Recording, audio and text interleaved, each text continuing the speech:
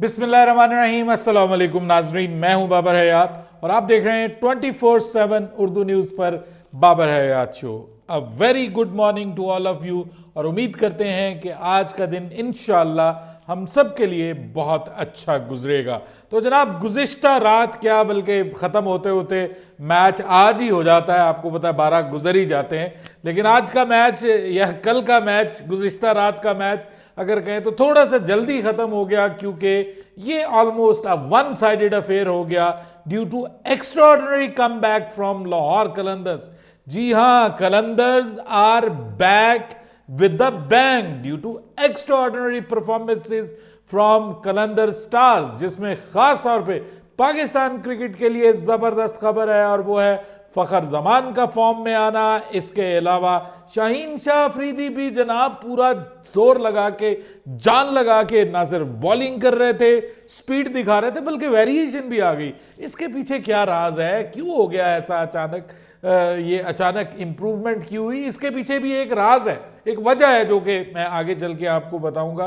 और फिर बात करेंगे कि कोयटा ग्लैडिएटर्स आखिर कब कोयटा ग्लैडिएटर्स एक बड़ा बोझ अपने ऊपर से उतारेगी और अपनी टीम के अंदर यंगस्टर्स को मौका देगी। पहला मैच में तो चल गया, लेकिन बार बार नहीं चलता। वो बड़ा बोझ क्या है और कोयटा अपनी टीम में क्या तब्दीलियां करे तो उनकी टीम मजीद बेहतर हो सकती है। आज के मैच में तो उनको बहुत बड़ा झटका लगा है, कहां से कहां पहुंच गए। बड़ी इंटरेस्टिंग सिचुएशन कुछ बन गई है। पॉइंट्स टेबल के ऊपर भी, उसके ऊपर भी एक निगाह डालेंगे। लेकिन आगे बढ़ने से पहले आपसे गुजारिश कि अगर आप हमारे नए व्यूअर हैं तो प्लीज हमारे इस चैनल को जल्दी से कर लीजिएगा सब्सक्राइब और बेल आइकन को पुश करना मत भूलिएगा। मुझे फॉलो कीजिए इंस्टाग्राम पे @बाबर-ए-हयात-शो और हमारे पेज को फेसबुक पे लाइक कर लीजिएगा। तो जनाब, टॉस जीतकर एक बार फिर बड़ी गलती ये टीमें पता नहीं क्यों कर रही हैं कि टॉस जीतकर आप पहले फील्डिंग का फैसला कर लेते हैं।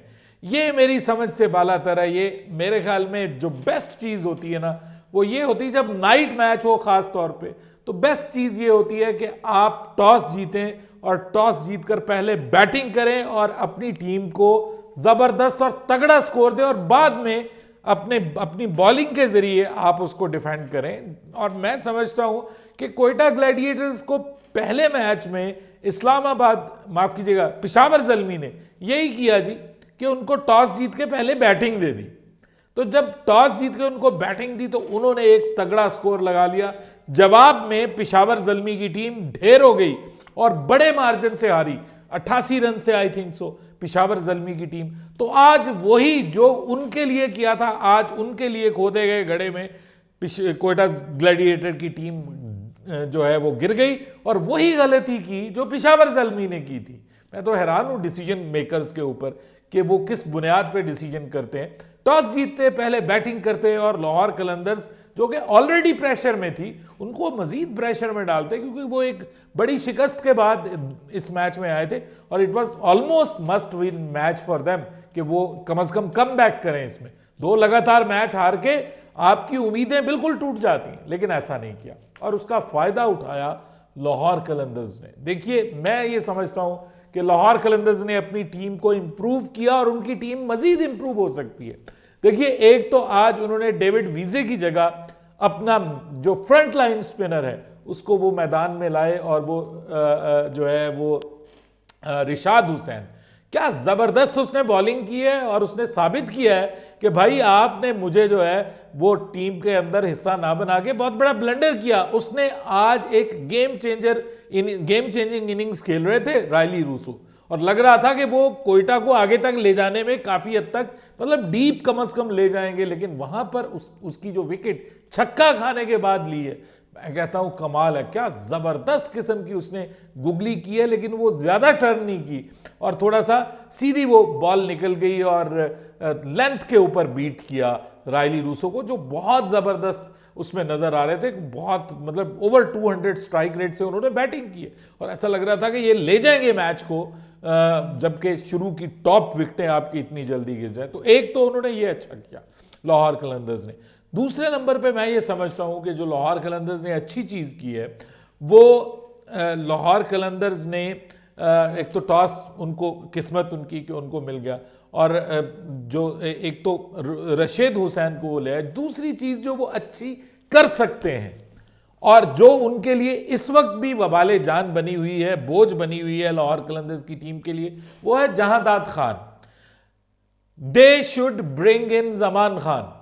आई am not sure why and how आप जमान खान को बाहर रख सकते हैं, जो कि आपका सीजन्ड अब बन गया है एक फास्ट बॉलर, और ख़ास तौर पे आपकी जो डेथ ओवर्स की बॉलिंग है उसमें वो बहुत शानदार करता आ रहा है। ठीक है, लेटली उसकी फॉर्म कोई बहुत अच्छी नहीं थी पाकिस्तान की तरफ से खेल के भी, लेकिन भाई इसका मतलब ये नहीं होता कि उसकी फॉर्म ऐसी ही रहेगी। आप अपने मेन बॉलर को आपने बाहर बिठाया हुआ है और आप एक रिस्क ले रहे हैं। यह रिस्क आपके गले पड़ सकता है सिर्फ एक बैटिंग की एज के ऊपर, और बैटिंग उसकी आपने देख ही ली पहले मैच में पाकिस्तान के अंदर जब वो उसको शामिल किया तो कैसी उसकी बैटिंग थी। तो इससे आप अंदाजा लगा सकते हैं कि भाई उसकी बैटिंग डिपेंडेबल नहीं है। हाँ, किसी दिन उसका तुक्का लग जाएगा, वो टुल्ला है, मतलब आप उसके ऊपर डिपेंड नहीं कर सकते। Even Faheem Ashraf is way way better than him. Faheem Ashraf ने इवन गुज़िश्ता रात जो इनिंग्स खेली है वो भी किसी हद तक कोयटा ग्लैडिएटर्स को वो आगे लेके गए, वरना तो ऐसे लग रहा था कि 115-20 के अंदर अंदर आउट हो जाएंगे। तो ये जो उसने किया है ना, कम से कम जो हार का मार्जिन है वो थोड़ा सा कम किया है, और उससे ये है कि जो बिल्कुल नेगेटिव में नहीं आ गए वो। अब देखिए कि ये इतनी बड़ी शिकस्त है कोयटा ग्लैडिएटर्स के लिए कि वो नंबर 1 पोजीशन से नंबर 4 पोजीशन पे चले गए। यानी जो उन्होंने 4 का स्ट्राइक रेट था उनका, जो नेट रन रेट 4 का, वो 4 के नेट रन रेट से 1 भी नहीं बल्कि 0 पे आ गए। पॉजिटिव है लेकिन 0 पे आ गए, और अगर उसी वक्त आउट हो जाता और कोई 100-105 रन से हार जाती कोयटा ग्लैडिएटर, तो ये माइनस में चले जाना था और उनको फिर आगे चलने के लिए बड़ा, तो ये छोटी छोटी चीजें बाजुकात आपके लिए बहुत इंपॉर्टेंट होती हैं। तो यहां पे मैं समझता हूं कि लाहौर कलंदर्स को ये करना चाहिए। दूसरी जानिब कोयटा ग्लैडिएटर्स, देखिए पहले मैच में ब्लंडर किया, वो चल गया, ठीक है, आपका टॉप ऑर्डर क्लिक कर गया, टॉप ऑर्डर में कप्तान चल गया, फिर उसके बाद आपका फिन एलन जो है वो चल गया, और नीचे भी आपका हसन ने भी कुछ ना कुछ कर लिया, हसन नवाज ने, और फिर आपका मिडिल ऑर्डर भी करके एंड में आपको जो रायली रूसो और परेरा ने, कुशाल मेंडस ने, माफ कीजिएगा, ये एक मेंडस है एक परेरा है, कुशाल मेंडस ने, और इसने जो आपको जबरदस्त किस्म का क्लोजिंग आपको करके दी, और फिर आपके बॉलर्स ने भी अच्छी बॉलिंग की। आज उन्होंने एक चीज तो अच्छी की कि वो अकील हुसैन को लेके आए। उनको अंदाजा था कि हमें एक और बॉलर चाहिए, ठीक है, स्पिन बॉलिंग जो हमारा डिपार्टमेंट है उसको हमें स्ट्रेंथन करने की जरूरत है। लेकिन आई थिंक सो कि शोएब मलिक टीम के ऊपर बहुत बड़ा बोझ है और इस बोझ को उतारने की जरूरत है। 2 मैचेस में 2 ओवर किए, एक में उसने 19 रन दिए और एक मैच में उसने 16 रन दिए। तो मेरे ख्याल में ये बहुत गलत फैसला है मैनेजमेंट का।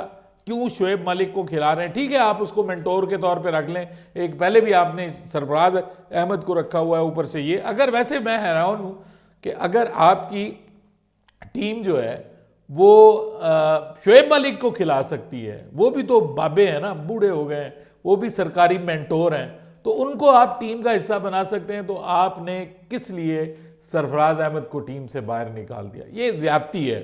सरफराज को खिलाते यार, अगर आपने किसी बाबे को खिलाना ही था तो सरफराज को खिलाते, उसको कहते कि आप मेंटोर भी हैं हमारे और प्लस आप लड़कों के साथ खेलें भी, उनको थोड़ा गाइड भी करें, भले कप्तान आप किसी और को बना देते। लेकिन ये मेरे ख्याल में अजीब फैसला है। बहरहाल मैं तो ये समझता हूं कि आपको सर कोयटा ग्लैडिएटर्स को काफ़ी सारी तब्दीलियां करने की ज़रूरत है। एक तो वो 1 बॉलर शॉट है और इसकी बहुत ज़बरदस्त उन्होंने मिसाल भी दी हमारे सऊद शकील साहब ने, जो कप्तान है।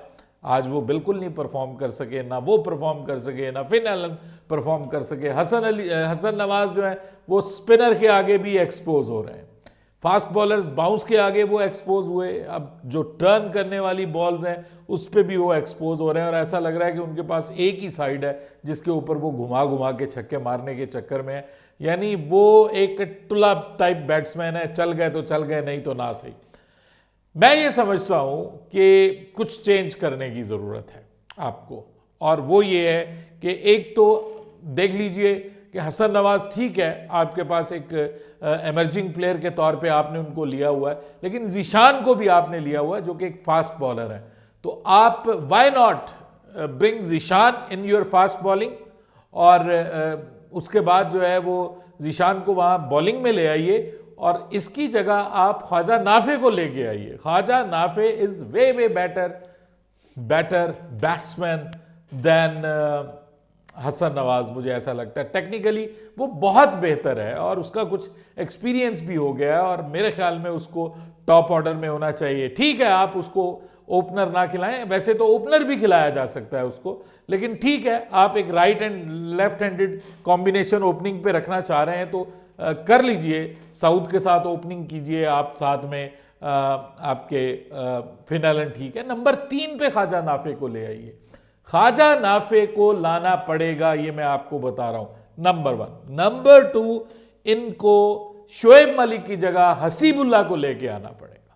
हसीबुल्लाह सर बहुत बेहतर प्लेयर है, हम उसको मिस करते हैं, हम उसको अंडर एस्टिमेट करते हैं, उसको ना फ्रेंचाइजीज में चांस मिलता है, बेचारा गरीब है, ना फ्रेंचाइजीज में चांस मिल रहा है उसको, ना पाकिस्तान टीम में चांस मिलता है। मेरे ख्याल में वो काफ़ी इम्प्रूव्ड प्लेयर है। और एक और चीज़ जो कम है कोयटा ग्लैडिएटर्स में, और वो एक प्रॉपर बॉलर है। ठीक है, एक फ़हीम अशरफ जो है वो बैटिंग में आपको एज देता है, लेकिन बॉलिंग आपकी वहाँ पे स्ट्रगल करती है। और मुझे ऐसा लगता है कि फ़हीम अशरफ की जगह अगर आप वसीम जूनियर को ले आएँ, अपनी टीम का हिस्सा बनाएं, तो आपकी जो फास्ट बॉलिंग है वो काफ़ी हद तक इम्प्रूव हो जाएगी। और आपके जो प्रॉपर बल्लेबाज हैं नंबर 7 तक, वो आपके पास ऑप्शन नंबर 6 तक टॉप प्रॉपर बल्लेबाज आपको मिलेंगे।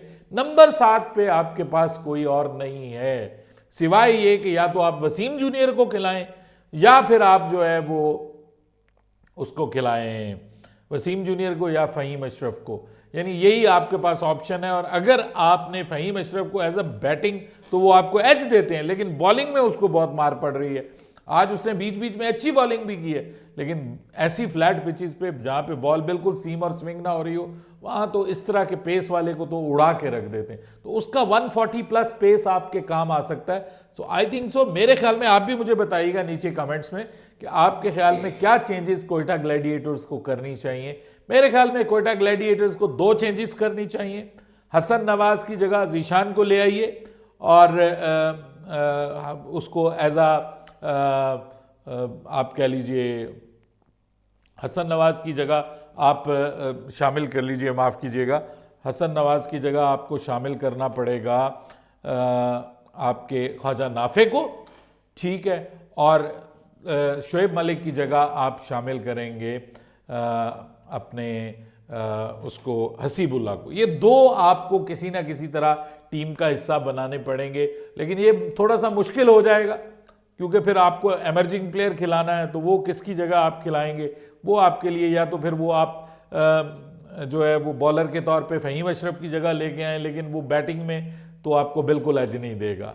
तो प्रॉब्लम ये है कि आपको करना ये पड़ेगा कि आपको या तो फिर ख्वाजा नाफे को इन करना पड़ेगा या फिर आपको हसीबुल्लाह, इन दोनों में से किसी एक को आपको इन करना पड़ेगा in place of Shoaib Malik, जो मुझे लग रहा है। बाकी जो लड़का है हसन नवाज, वो आपको बाहर करना पड़ेगा because he is not doing anything for your team.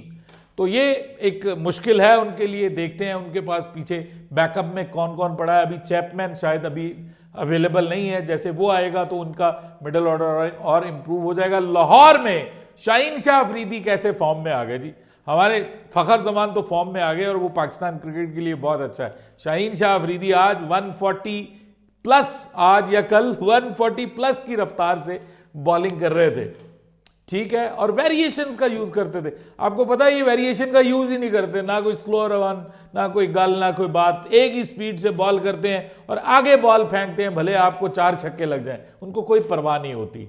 लेकिन अब उन्होंने, आपने पता, दोनों विकेटें वेरिएशन से लिए हैं, यानी स्पीड को लो किया, बॉल को थोड़ा सा चेंज किया और उसके ऊपर उन्होंने स्टार्ट में दोनों विकेटें ली और उनकी टीम का बिल्कुल सत्यानाश करके रख दिया।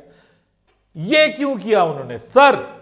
नंबर 1, रेस्ट दे दिया गया कि चलो मियां तुम ओडीआई सीरीज नहीं खेलोगे। तो T20 में जब रेस्ट दिया ना उनको, तो कुछ अकल ठिकाने आई होगी और कुछ सोचा होगा कि यार मुझे कुछ बेहतर करने की जरूरत है, मैं वनडे से तो फारिग हो गया हूं, ये ना हो कि मैं T20 से भी फारिग हो जाऊं, क्योंकि Akif Javed has come and he is performing quite well. कल के मैच में भी उसने अच्छा खासा परफॉर्म किया सर, पूरी टीम को मार पड़ी, उसको इतनी मार नहीं पड़ी, उसने विकेट्स भी लिए हैं। तो ये जहन में रखिएगा कि ये जो काम किया है पाकिस्तान क्रिकेट बोर्ड ने, ये हर बल्लेबाज, हर बॉलर जो भी आपकी टीम का मुस्तकिल हिस्सा है, उसकी आपको एक रिप्लेसमेंट आपके पास पीछे होनी चाहिए, जिससे प्रेशर जनरेट होता है। और उनको मौका भी दीजिए, जिसको आप कहते हैं ना रोटेशन पॉलिसी, वो इख्तियार कीजिए, इनको मौका दीजिए और फिर आपके जो यंगस्टर्स हैं उनको चांस मिलेगा। By the way, Usman Tariq is bowling very good, बहुत अच्छी बॉलिंग, उसको कुछ समझ नहीं पा रहा। जो जब समझता है तो वो लेट हो चुकी होती है, और अगर जल्दी समझ जाए तो वो लेट बॉल करता है, वो तो टाइम लेता है इतना कि अगला बंदा कहता है यार आ ही जा, बॉल तो कर दे।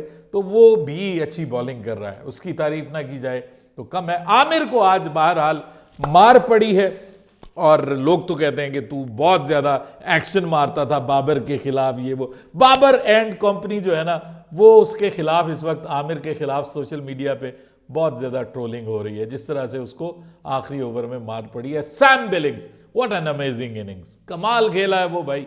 तो जब आपके फॉरेन प्लेयर्स परफॉर्म करते हैं ना, पैसा वसूल उस वक्त होता है। So Lahore has come back, very good come back from Lahore, but Quetta will have to think a lot, they are still in the hunt, but मेरे ख्याल में कोयटा को भी काफी कुछ सोचने की जरूरत है। अपनी राय दीजिएगा कमेंट सेक्शन में। बाबर हयात को इजाजत दीजिएगा, अल्लाह हाफिज।